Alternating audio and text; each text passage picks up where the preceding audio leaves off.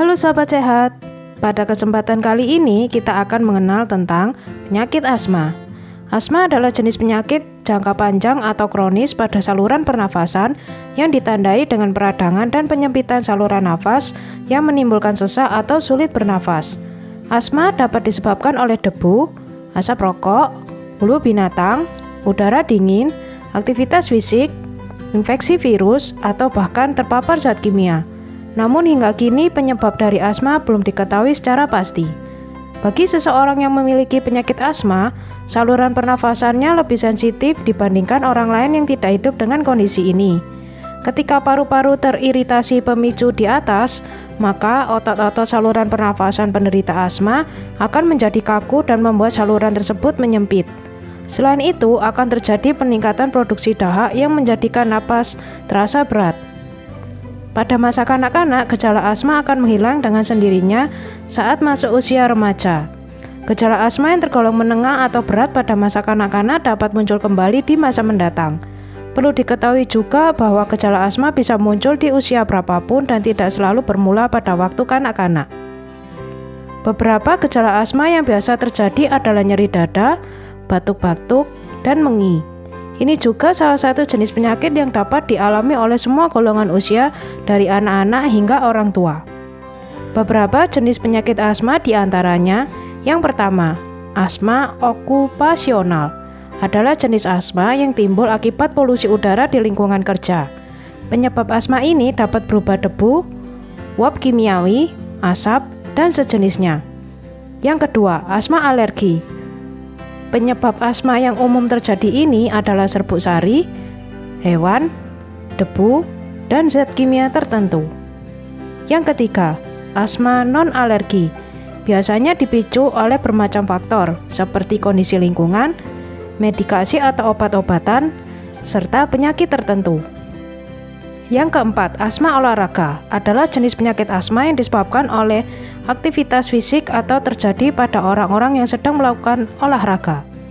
Yang kelima, asma COPD atau Chronic Obstructive Pulmonary Disease, yaitu komplikasi penyakit paru-paru yang mengakibatkan sejumlah masalah pernafasan, yaitu salah satunya asma berat. Asma yang ditimbulkan oleh COPD ini akan muncul apabila seseorang terjangkit setidaknya 2 jenis penyakit pernafasan pada waktu yang sama. Jika jenis asma ini bertemu dengan jenis asma alergi, dampaknya akan semakin parah. Yang keenam, asma nokturnal. Pada jam-jam tertentu, kondisi lingkungan akan berubah, misalnya pada malam hari, suhu akan lebih dingin dan udara akan semakin lembab. Sementara itu, produktivitas tubuh akan mengikutinya, relaksasi otot, peningkatan hormon tertentu, dan sebagainya. Atas dasar-dasar kondisi tersebut, penyakit asma jenis ini dapat terpicu. Yang ketujuh, asma orang dewasa. Terdapat bermacam faktor yang memungkinkan untuk menjadi penyebab asma saat orang menginjak dewasa. Contohnya, hewan peliharaan, debu, dan lain-lain. Berikut ini adalah dampak akibat penyakit asma yang bisa saja terjadi, yaitu masalah psikologis seperti cemas, stres, atau depresi, menurunnya performa di sekolah atau di pekerjaan, tubuh sering terasa lelah, gangguan pertumbuhan dan pubertas pada anak-anak, status asmatikus, yaitu kondisi asma parah yang tidak respon dengan terapi normal, pneumonia, gagal pernapasan, kerusakan pada sebagian atau seluruh paru-paru, dan atelektasis, serta kematian.